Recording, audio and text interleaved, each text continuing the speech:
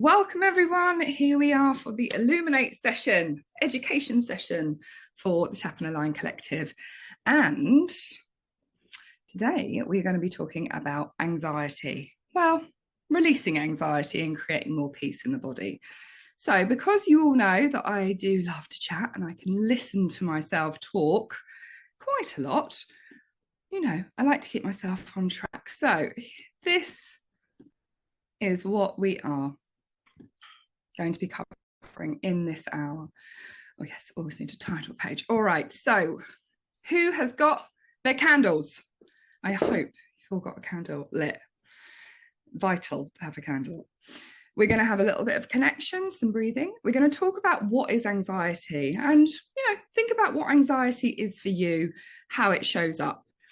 There are lots and lots of hacks, energy hacks that can really help you manage anxious moments, even panic attacks.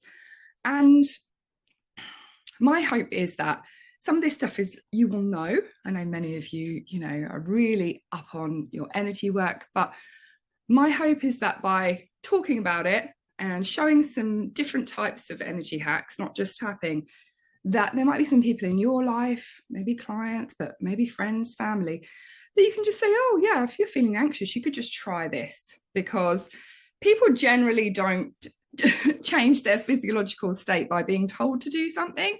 If you do it alongside them, it can really have a really positive effect. So the other part of this session is Q&A. So I really hope you might have some questions to ask me, ask the group. So yeah, we'll get into it. So connection time. Connection and candles. Here we go. Take your candle, make sure it's lit. Place your hands over your heart. Nice deep breath in. And slow breath out. Whew. Yeah, you can all hear me sigh. Don't worry, I can't hear you sigh, but just nice slow breath in. And then sigh it out. That's it. Well done. One more. Nice slow breath in. And blow it out. And that next breath that you bring in, just imagine that breath is coming into your heart, into that heart area that is just, so precious. Breathe that in, into that heart of yours, all its chambers, all the love that's in there, and then breathing it out. Breathing it in and breathing it out. Just keep a rhythm that feels good for you. Just sitting back into the chair.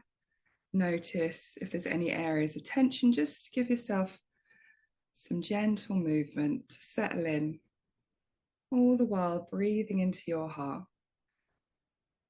I wonder if there is any colour to that breath. Often I see pinks and golds. Breathe that in, opening, expanding, calming, letting yourself drop into all that you are, because you are a wonder. You are a living, breathing energy system.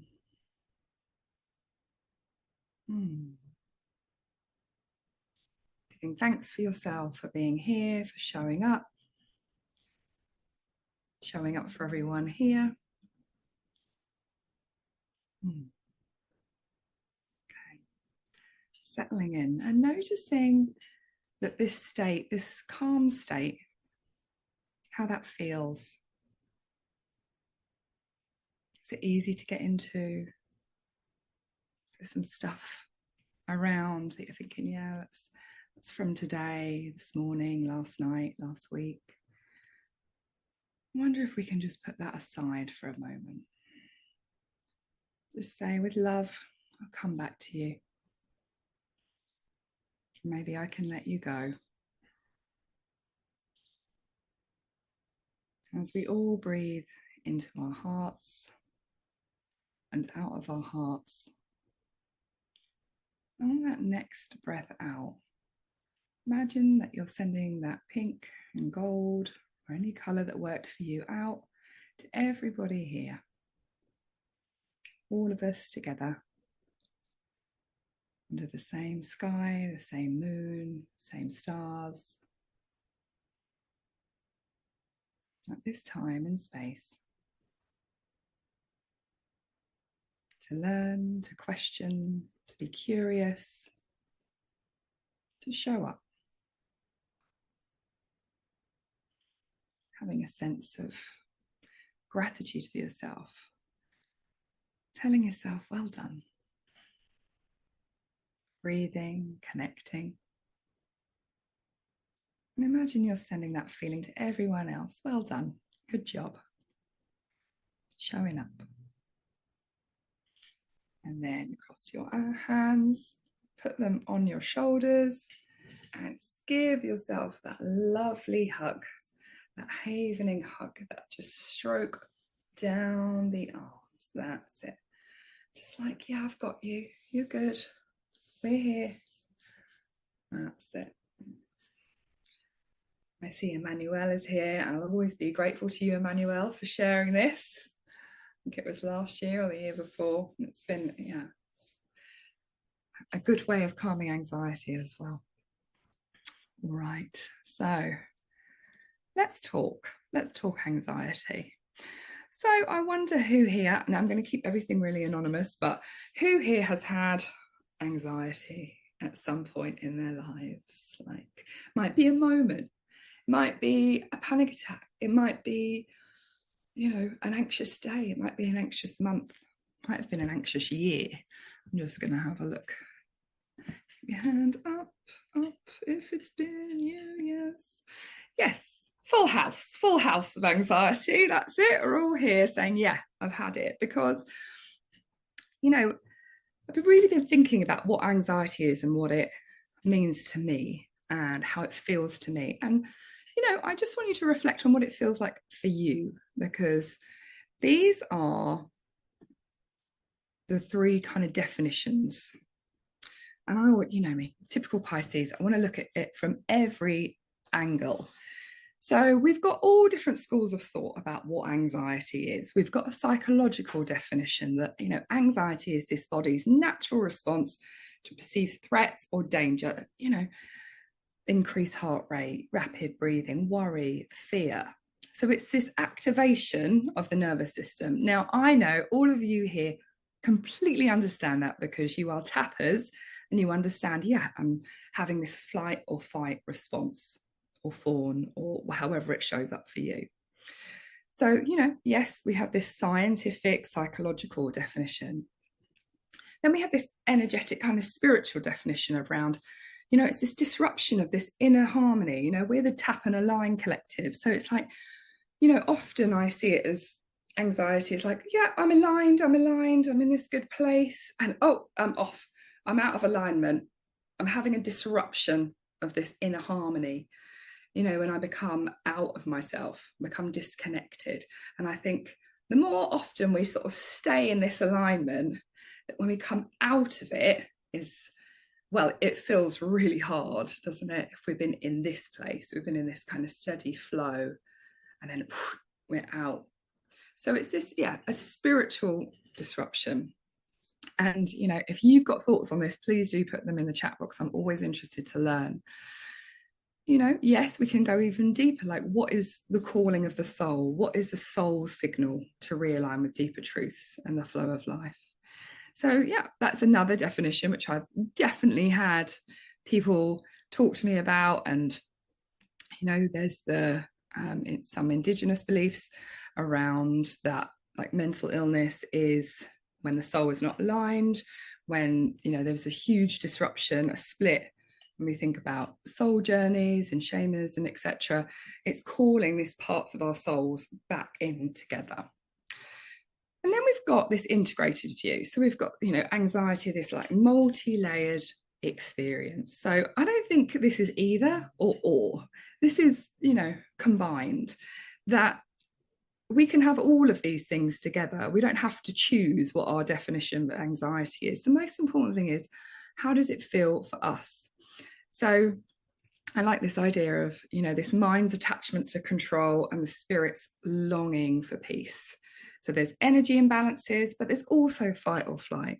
There's a block of alignment, and there's also, science, everything happening alongside that. So it's not an either or situation.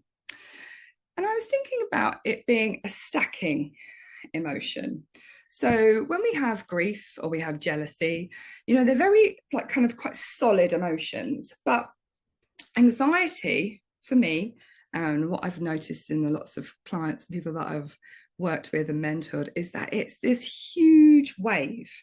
It's not just one thing. It's like everything is coming into the field and we can't catch the wave. We are just completely overwhelmed. We're flooded with emotion that we just can't quite catch, and it tends to stack onto each other. So if you would like to tell me any thoughts that you've got about anxiety, please do. I'm really interested in hearing them. So we can talk about anxiety, but ultimately, how does it feel for us?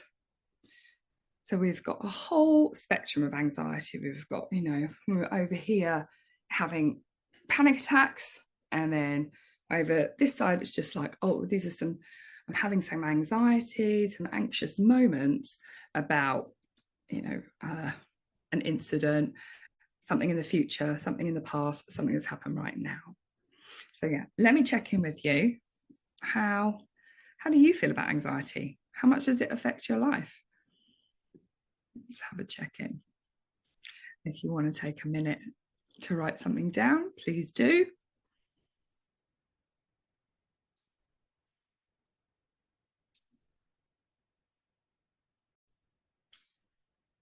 So thinking, how does anxiety feel for us?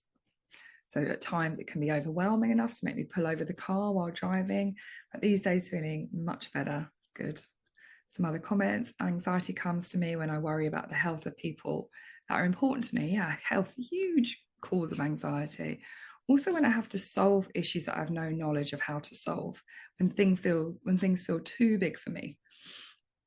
So doubt, fear, erring to not able to feel positive and capable. There's one person in my life that has constant anxiety, and being around him always knocks me off balance and creates anxiety for me.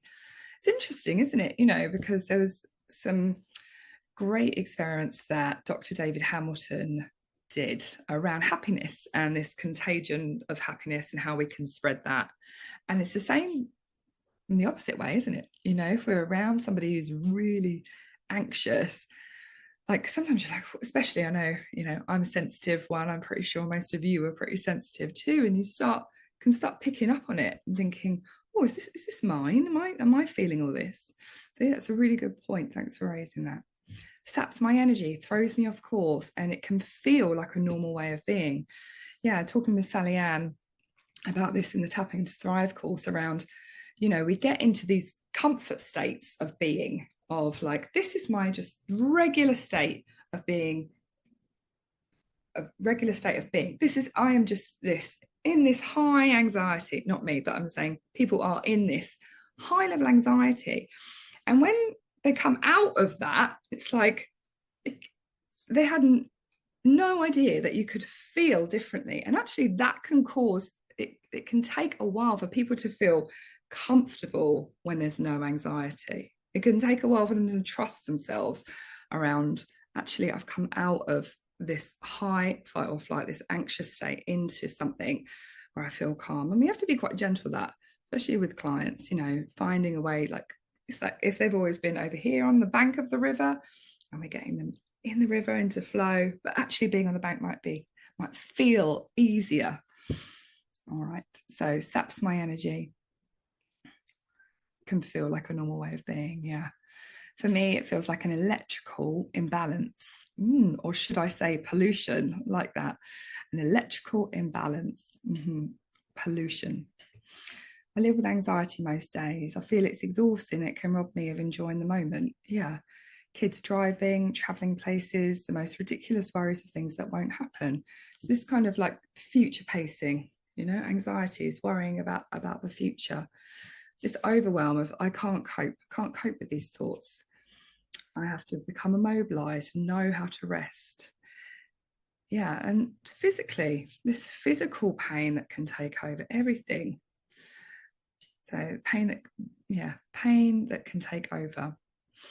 Yeah, this kind of chest fluttering is really common. I never knew I had anxiety till I retired and wondered why I did not feel settled. And I was told it was anxiety. I've had many anxiety attacks all my life, but since my daughter died, I'm so sorry. I'm so sorry for your loss. 2 years ago, I haven't had it as strong. Lots of other feelings have taken over, I guess. Constantly feeling uneasy and worried though, feeling it in the chest and the throat. Okay. So someone else, anxiety comes from the worry about the state of the world. Oh yeah, we don't have to look too far, do we, to become worried about the state of the world and the planet. And yeah, so I think that's really, really valid. And for some, this belief, this anxiety that is keeping us safe, keeping us vigilant so that we're ready for a disaster. Really good point. So I think, we've had a full house of everyone saying they've had anxiety, and, there's so many reasons, and it's all so individual, isn't it? We might have these big definitions of what anxiety is, but it's how does it make us feel? Is it physical, emotional, perhaps all of those things? Okay. It's making me want to tap with you guys, but let's do some of these other energy hacks and we'll see where this takes us. Okay. Right. What does that say? Anxiety shift. Yay. All right. So the reset thump. So this is one. And I find this if you are having spiral thoughts. So I've shared this with lots of people over the years. I don't actually know where I got it from. I know that there's a one of the authors has a book called Gorilla Thumps. There is a lot of research around, the thalamus here and doing this. And I know that when I saw Bruce Lipton speak, he would say to himself, if there was a thought that was coming in that he didn't like, he would imagine it like on a video. We say video, but it was on a video recorder in his head. And he would actually say to himself, you know what? I'm going to rewind and reset. I'm just going to rewind that and reset it. So I often could be a little bit melancholic in car rides on the side of Spanish mountains. Not that I've done it a huge amount, but I would find myself sometimes in a car, I'd be like, looking down a mountain, or if I was in some sort of trek, it was happening in Ireland as well, I'd be on this sort of, through the pass, through the mountains, beautiful scenery. But all I could think was the car might go. The car might, and I could just see it. I have a very active imagination. I could just see the car. We would all come out of this car. And I kept noticing, I think why am I getting this thought, this reoccurring thought? So I would practice what Bruce Lipton would say, but it wouldn't be enough for me just to go rewind, reset. So, and you can do this now. If you have a spiral thought, this is great to show kids as well. Someone who's just being repetitive with you about something that hasn't happened is like this, and you just reset, and you just banging. And I like to do it quite hard, but go easy with your own body, but it's just reset. So if you find that, okay, there's a thought coming in, or I've done it when I've judged somebody, and I've thought, I've judged those people, that person. I've gone, you know what, reset. I want to kind of take that back. I want to tell my soul, and I want to tell my mind, and I want to tell my body, reset that. You do not need to think that again. And I've just found that incredibly helpful for in the moment, quick hack. Really good for kids as well. You can be like, this is the gorilla, but this reset, I think, has genuinely really helped me. And when I've had clients with chronic anxiety, I will often say to them, you might need to do this 50 times a day. You might need to just be like, reset, reset, and they might not thump, they might reset. And just to kind of like notice, because what we're trying to do is we're trying to get us to notice like, oh, okay, there's an anxious thought coming in, rather than it flooding our system and creating all of those physiological and emotional reactions. It's, okay, I'm going to intercept it. I'm going to change that state. I'm going to move this thought pattern off down a different road in my brain.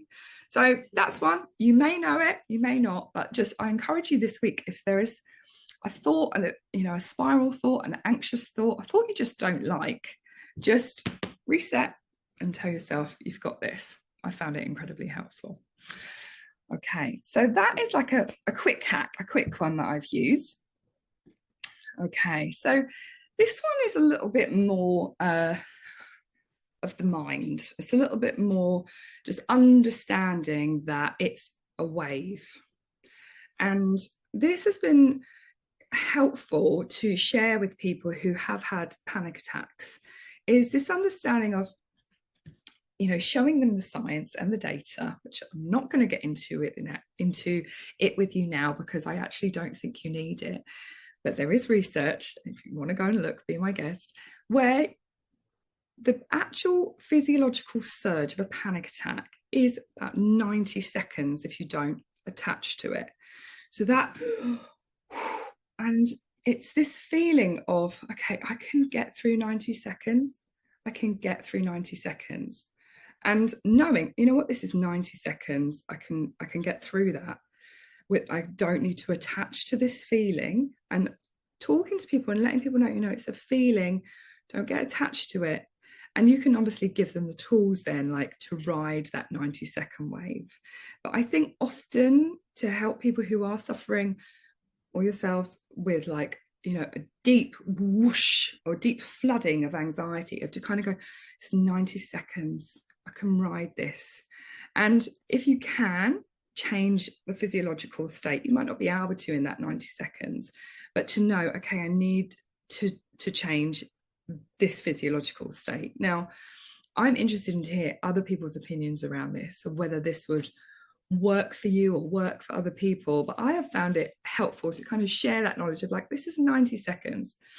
It kind of reminds me of when I was trying to quit smoking, and I was a really heavy smoker. I smoked like 20 to 30 a day from about 16 until about 25, actually 14 until about 25. And how I ended, it took me 3 attempts to quit smoking, but it was this knowledge of, this is a 6-minute craving. If I can get through 6 minutes, and I would use tapping, if I can get through these 6 minutes, I can be out the other side of that craving. And I might need the 6 minutes, when I first started doing it, the 6 minutes would go past, and then, with anxiety, I need a cigarette. And I might only get a 10-minute gap before that came again, especially in those early days. I might be like, oh, okay, I got through the 6 minutes. Okay, right. And then 10 minutes later, 20 minutes later, I might get another 6 minutes. And in the beginning, it was really hard to kind of manage those 6 minutes. I'd be like, oh God, another 6 minutes. But after a week, it was, 6 minutes every 2 to 3 hours. And then the 6 minutes didn't happen anymore. So it's just like giving ourselves some tools and some knowledge around, okay, it's 90 seconds. What can I do for 90 seconds? Or do I just sit with this? Do I just ride the wave? So that's just some knowledge, understanding, 90 seconds. Okay. Now, this is my favorite one. So this is a brain dump and a tap. And maybe if we have time, we'll do it. So when I used to run tap and write sessions, which by the way, we'll be starting again soon, I would always encourage people to do a brain dump. So what this means is you are free writing. You are just writing how you feel, what you feel about it, basically flow of consciousness, stream of consciousness. You don't take your pen off the page. If you can, honestly, write with a fountain pen, because it doesn't inhibit your writing. It's a really, that in itself is a really good hack. Just get yourself a fountain pen. And I mean, if you like pens, then you can actually, I'm going off on the side here, but if you like pens, you can get a Lamy, and I have like coloured ink for my pens. So I have all reds and greens and purples, and this gives me a lot of joy. But I will say, you don't need it's not a fancy pen, it's just fancy ink cartridges. But this flowing with your handwriting, pen to paper, there isn't anything else like it. I mean, I can touch type 40 words a minute. It's a very different experience to writing with a fountain pen. So I would get one of those if you really want to get into brain dumping. So what this will do is, and if we keep it on the topic of anxiety, is like, okay, I've identified this thing that makes me feel anxious. For example, you know, moving to Bali, highly anxious before I actually did it. And sometimes we don't automatically just go to tapping. So this is a really good bridge to it, is set a timer for 10 minutes and write out all of the things that you are anxious about, either one particular thing you're anxious about or everything you're anxious about. Just 10 minutes, write it out. And you can have a rant, you can say anything you like. You're not going to show anybody else at all. You're just going to get it out of your head onto the page. Now, that in itself is an intervention for anxiety, you know, just kind of removing this flooding emotions and putting it on a page. That already is an intervention. Now, because I know you're all tappers, if then you've got, you know, a page of writing, then you tap, you read it out to yourself, and you just tap through it. You don't necessarily have to be following the protocol. And I know most of you, not all of you, are seasoned tappers. So you will have like muscle memory. So that's how I see it. It's like the longer you tap, you're basically, as soon as you start doing this, you're sending a signal to your body, okay, time to calm down. Time to calm down now. So it's like, for example, I used to swim for my town when I was a teenager. I was a really good swimmer till I started smoking. And I, you know, had really good stroke. I was a sprinter. And all through my life, I can get in a swimming pool and I can swim 20 lengths because I have a really good technique. And it's muscle memory, you know, I know how to swim. And I see tapping like that you're building this habit, you're building this kind of saying, you know what, this is my tool to signal to my body to calm down. And that's the beauty of it, because anytime anything happens, you know, physically, emotionally, spiritually, mentally, however you want to look at it, something happens in your life. If you create a habit that you just start tapping straight away, what you're doing is saying to your system, okay, time to calm about this. Time to be calm about this. I'm taking some space to be calm about this. So if you have any anxious thoughts coming in, or you have that feeling in your chest, or you notice that you're ruminating about something, you're spiraling about something, tapping is also, as we know, an intervention into anxiety. If you bring these two things together, where you have brain dumped, it's almost like, I used to say, it's a bit like kind of being sick of your emotions onto the page. You know, you're literally just going, I don't want to, you know, I want this out of my head and onto the page. And then setting a timer and just, you know, it's okay. And just tapping through all the things that you've said, you know, just saying them out loud to yourself. Noticing, are there any like spikes in emotions, some of the stuff that you land on, or maybe there isn't. But if there is a big spike on the emotion, you know, just to keep rereading that sentence over and over again, you know, like, I'm so anxious, you know, what if Bali doesn't work out? I don't know how I'm going to cope as a single parent.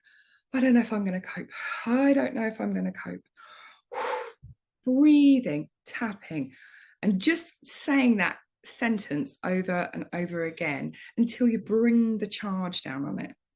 So once you've done your brain dump, and a tap through that, I think what you will have at the end of it is more clarity about what are just sort of clouding thoughts that are stacking on top of actually what is the core stuff that I really want to attend to. What I think, I'm going to do an out of anxiety that I'm feeling. So that is my kind of, we can talk through lots of different pieces in the body, but these are kind of three of my favorite and what I use for myself and for clients. So let me check in with you, see if how they've landed with you, and also if you have any questions. Yeah, Q&A time. All right. So yeah, if you have any questions at all, it can be about anxiety, it can be about tapping, it can be about something in your own life that you would like some advice on, because in the Tapping Collective we have lots of resources. So I might be like, oh, actually go and have a look at that video.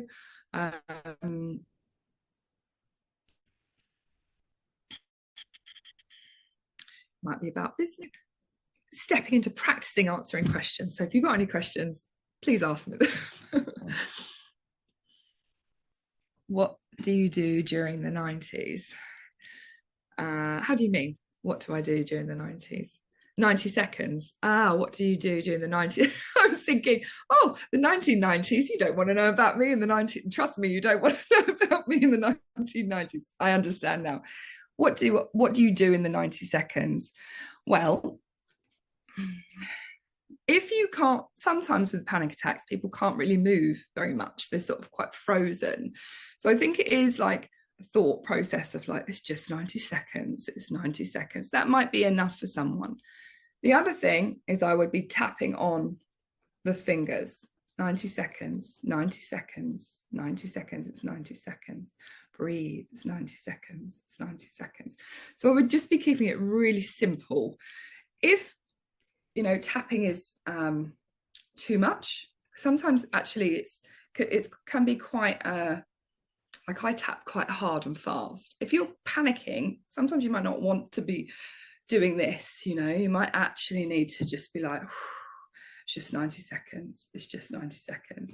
If you're a visual person, you can imagine, you know, what color, this is a question I use all the time, what color do I need right now?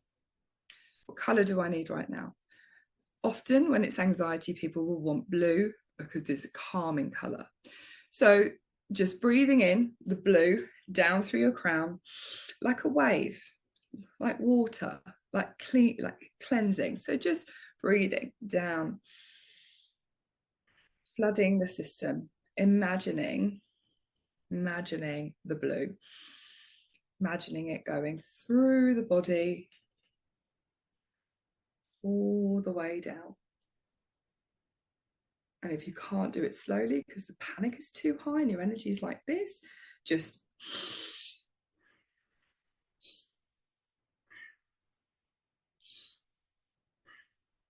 so blue. If you can get to the point where you're like, I want a blue calm feeling, if you can get to like, okay, I want blue calm, just breathing in the blue calm feeling. Okay, I hope that's helpful. I'll have if anybody else wants to chime in, you know me, all about the collective. All right, so when tapping, you would usually say really positive stuff as you tap. Is it okay to say negative stuff about how you're feeling or where you feel you're failing, as long as you follow up with that? I completely accept myself and doing the best I can. Okay.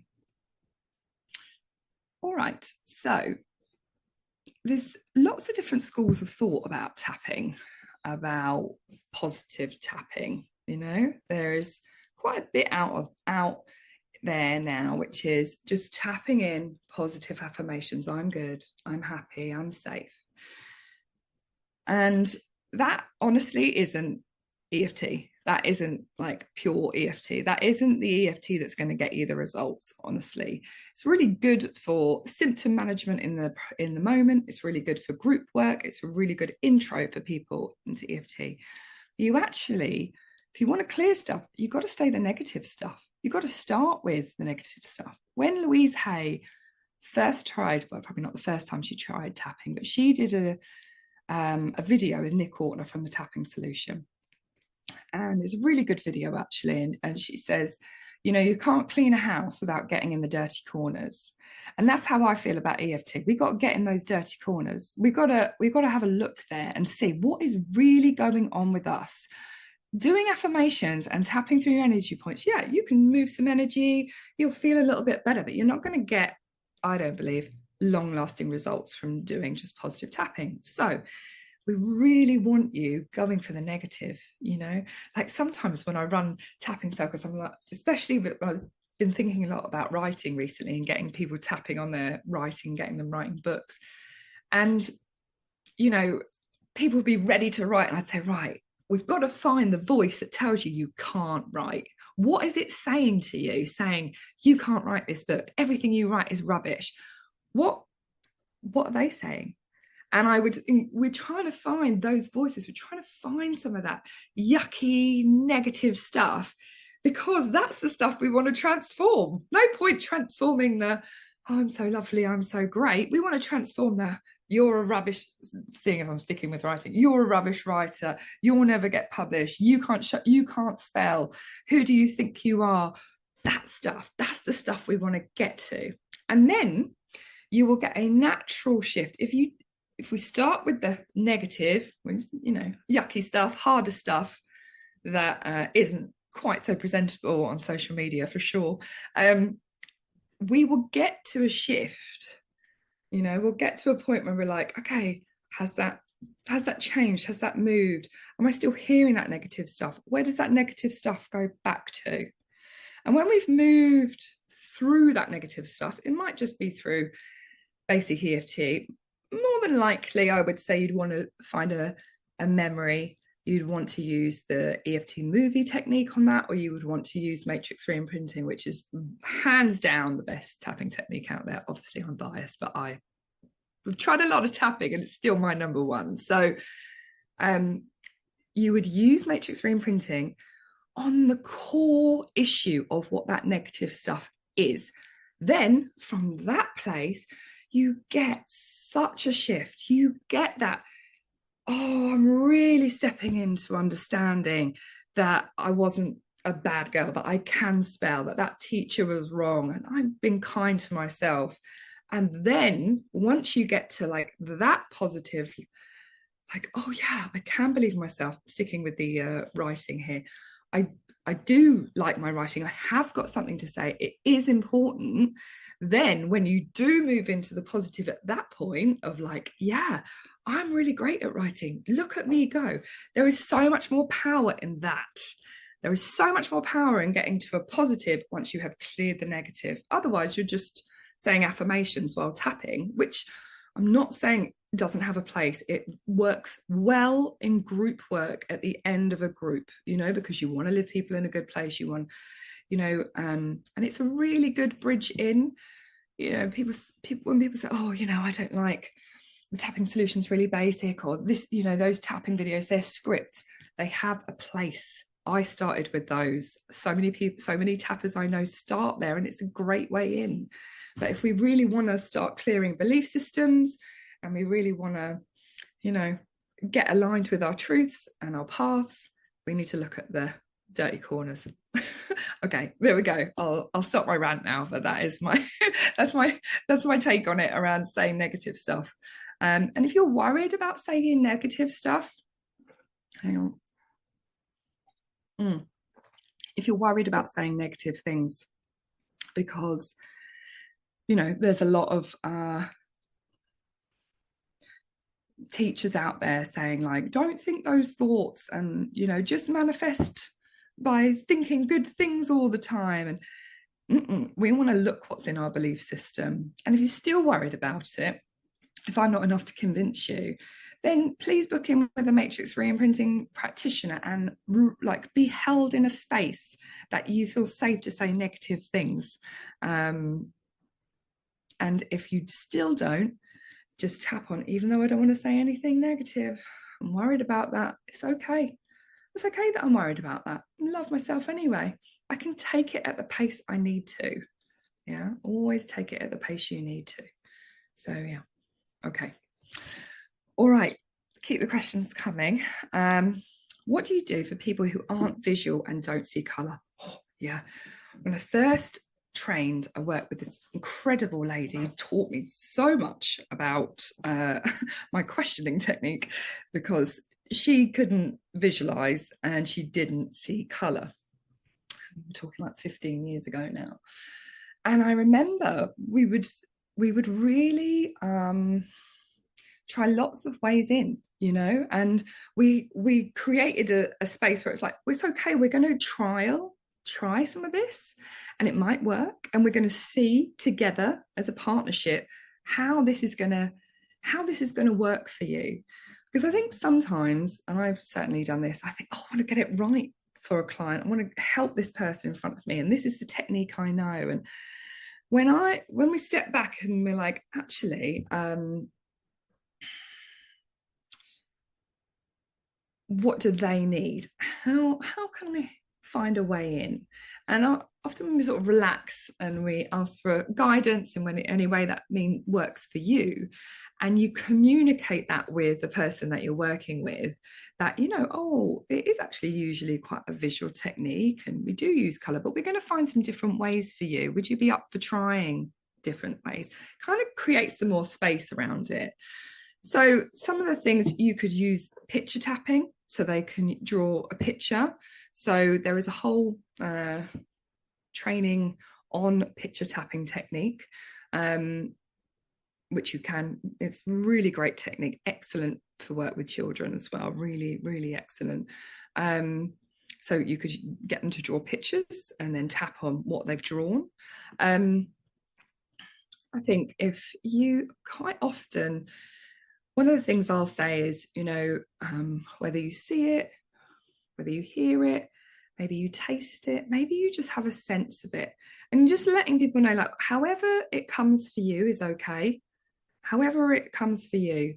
And it might be, I mean, I remember, you know, all we could get to is a sky with, you know, a word written in the sky. And that's where we started. There was no color. It was just this one word. We couldn't get to a memory. And, you know, this whole session was like working with this word. And it actually had a huge effect for this person. But it was, rather than like me trying to find a way in of like, how do I do this? It was just like, well, what have you got that we can start with? Always interested in hearing other people's thoughts on that. You can get them to talk through memories. So you can find another way in, so they can just talk through a memory and pausing them, you know, EFT technique, movie technique is where you are just talking rather than visualizing. You know, when they've found a memory, that you are saying, okay, talk me through this memory. We're just playing it back like a movie. And we're going to, you know, at any point that we feel some emotion, we're going to stop there. So if you're very used to being very visual with clients, it will feel a bit, you know, like, oh, am I doing this all right? You know, usually we're off in the universe doing all sorts of things. But again, it's just about what people need and how they need to process. And also and know that this also may change. Like, I've had people like, I can't visualize, I can't see color. 3 sessions later, they can visualize and see color. So often can be like a safety thing as well. It's like, okay, we're not going to push you to do this. Let's just sneak in. What is it they say? Yeah, sneak around the side door.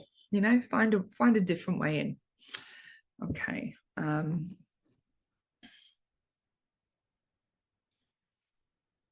Okay. Positive chat, really good. Glad it was helpful. where is best in the hub to learn what the different colours mean? Oh,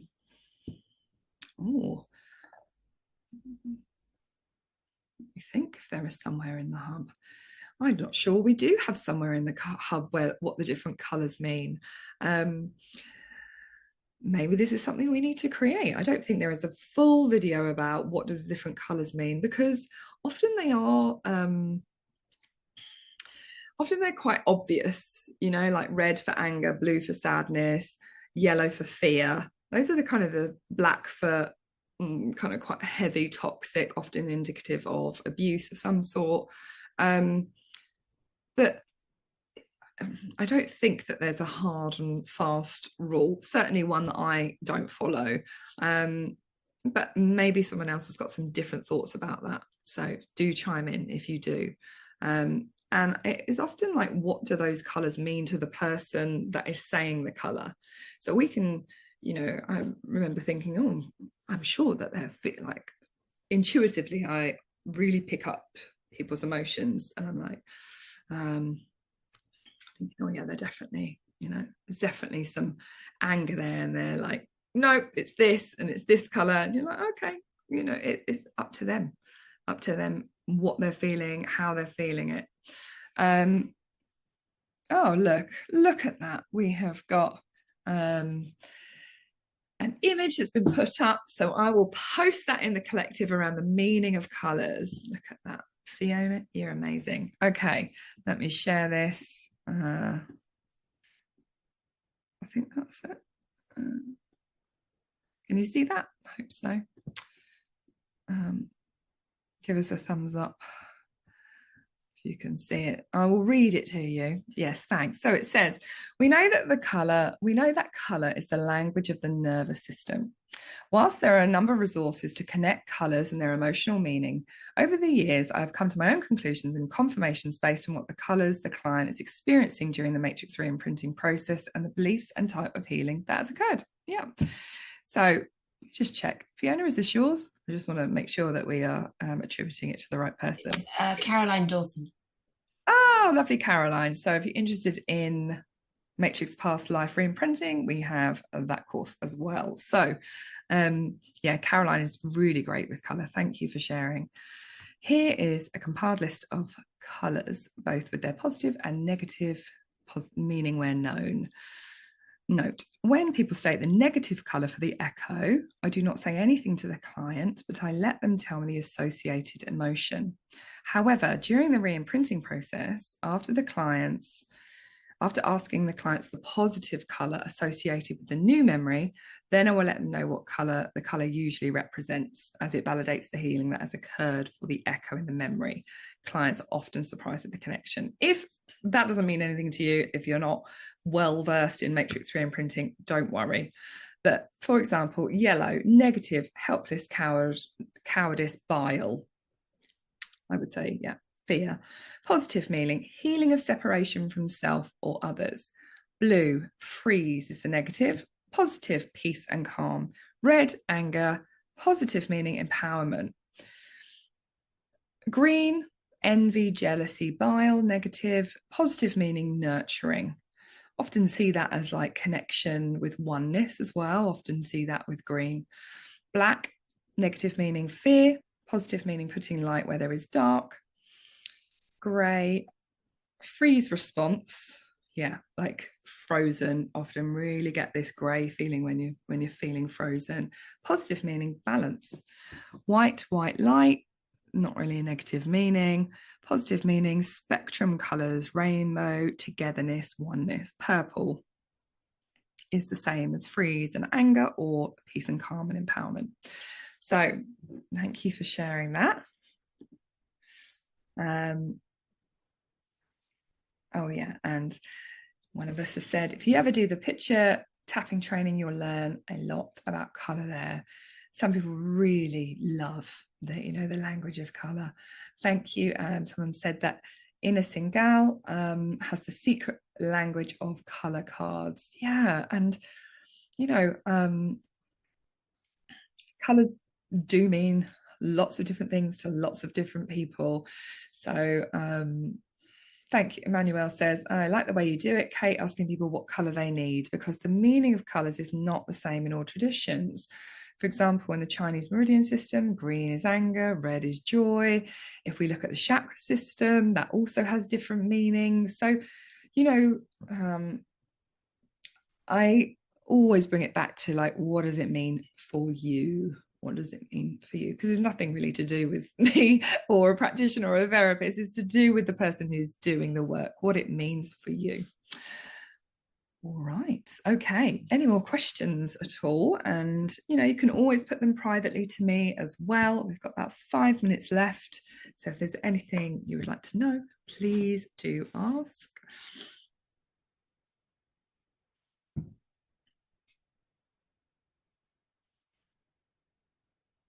Or we can end with some positive tapping. I got some thumbs up for that. I got some thumbs up.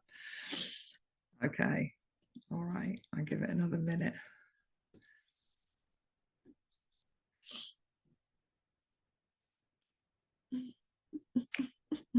Should we positive tap on? Well, it's the new moon tomorrow, isn't it? I think it's, though part of me was worried that I got that date wrong. This has happened to me before. Let me just check. As in not the date wrong on the email, just in my mind. 29th of January. So that today is the 27th. So Thursday. Okay, so we've got the new moon coming in this Thursday. Please do see your Monday magic email that has some really great thoughts around the new moon. I'm certainly excited about it.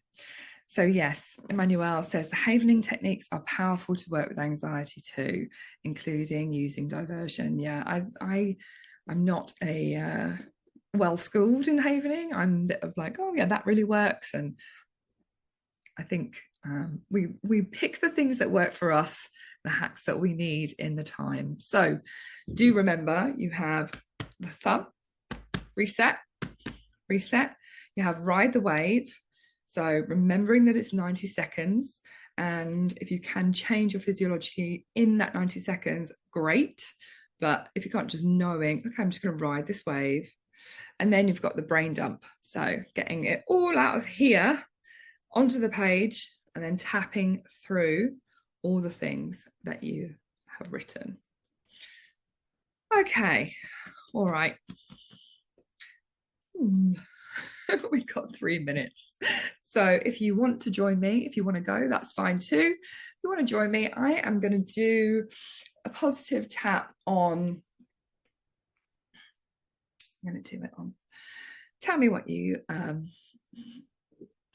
is there anything you'd like? Look at me, I'm like already shuffling, my body's moving, I can feel it. All right.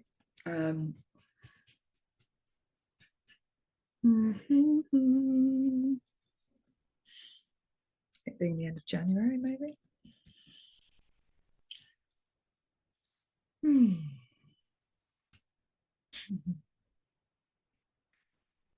Feel like there's something about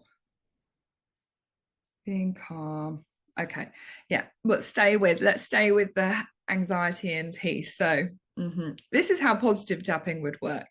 Thinking about that feeling of peace in your body. And this comes from Sylvia Hartman, who wrote a book about positive tapping. It was really good, very small book, but I use that for a lot of group work, in-person work.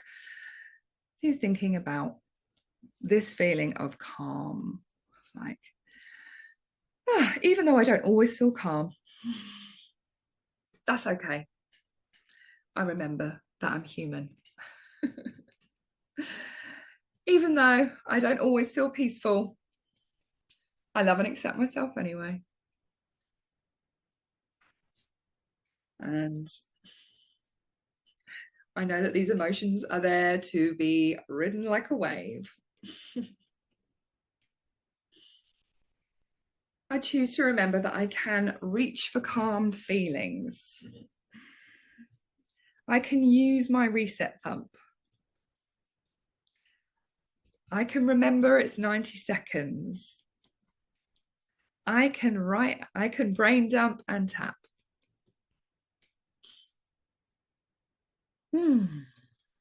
I have the tools available. I am deciding to remember to use them. And I appreciate this about myself. I'm proud of myself for showing up. And I'm choosing to feel calm. Top of the head, because I love to feel calm. Eyebrow, feeling calm feels so good. Side to the eye, I give myself permission to feel calm. Under the eye, I am calling that sense of calm in. Under the nose, because I love feeling peaceful. On the chin, oh, I can feel it right now. Collarbone, I am breathing that sense of calm into my body in the right way for me. Under the arm, I'm choosing to feel calm in this moment. Wrist point, I'm reaching for those calm feelings. Thumb point, because I love feeling peaceful. First finger, I enjoy feeling calm. Middle finger, I've practiced feeling calm every day in my own way. Ring finger, oh, I love that sense of feeling calm and peaceful in my body. That finger, I enjoy feeling calm. Top of the head, when I am calm, everything is easier. I have more clarity and more presence. Eyebrow, I give myself permission to feel as calm as possible, as often as possible. Side of the eye, well done me. Under the eye, doing a great job. I love feeling calm. And then just say what it feels like for you. So like, oh, it feels like my shoulders relax, or I feel this blue in my chest. I have this sense of openness. Oh, I love that feeling. That feeling of calm in my body. Oh yeah, nice little shift there. I love that feeling of calm. Hands on your opposite shoulders. Give yourself a hug.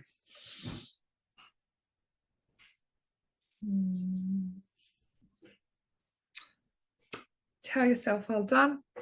And thank you all so much. If you have any more questions, do send them in and I'll answer them next time. All right. Lots of love, everybody, and I will see you soon. Bye.